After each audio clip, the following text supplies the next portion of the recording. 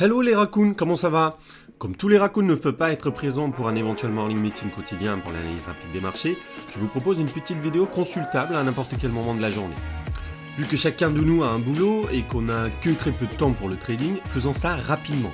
Il ne s'agit pas de perdre tout son temps à visionner une analyse pendant 45 minutes. Personne n'a le temps pour ça.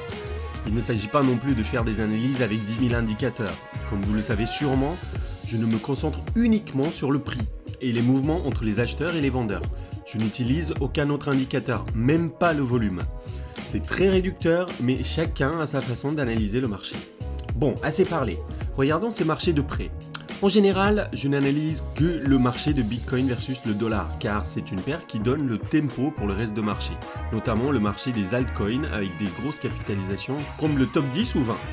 Attention, les altcoins, notamment ceux du secteur DeFi, ne sont pas du tout corrélés au marché de BTC USDT. Pour analyser un actif, je commence toujours par regarder ce qui se passe sur le moyen terme. Regardons le graphe en hebdo.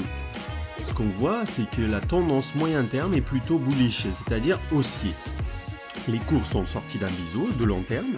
Attention, quand il y a une sortie de biseau ou de canal long terme, il y a très souvent un retour vers le niveau de cassure avant une reprise, ce qu'on appelle un pullback après cassure. Dans ce sens, un pullback sur le moyen terme vers les 8000 n'est pas à exclure. Pour résumer, sur le moyen terme, la tendance reste haussière, avec un éventuel pullback à prévoir vers les 8000 dans les semaines, mois à venir. Attention, ce pullback n'est pas systématique. Regardons maintenant le comportement des cours sur un horizon d'un peu plus court terme.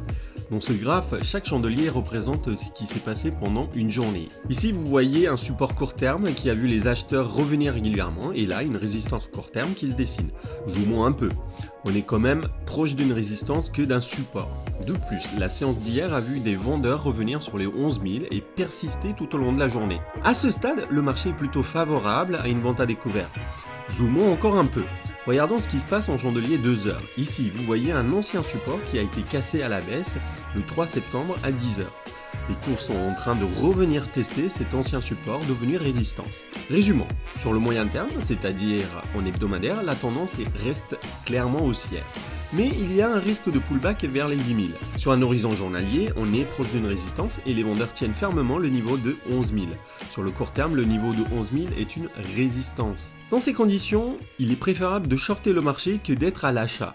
Les ventes à découvert peuvent être initiées dans la zone de 10 950 à 11 150 en visant 10 700 à 10 800. On devrait sortir avec perte en cas de clôture 2 heures au-dessus de 11 200. Quand on a une position intraday, il est important de prendre des bénéfices et les pertes rapidement. Voilà mon opinion.